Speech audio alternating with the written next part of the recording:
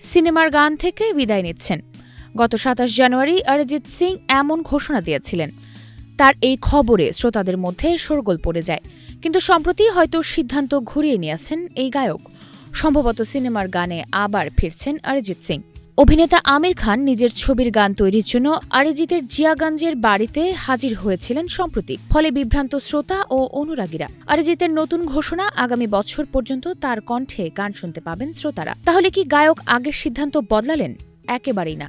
তিনি বার্তায় লিখেছেন, আমি নতুন কোনো কাজ নিচ্ছি না, কিন্তু পুরনো চুক্তি অনুযায়ী প্রচুর গান জমে রয়েছে, সেই গানগুলো গাইতে হবে। হাতের জমা কাজ শেষ হতে হতে নতুন বছরও এসে যেতে পারে, অর্থাৎ আগামী বছরেও আমার গান আপনারা শুনতে পাবেন।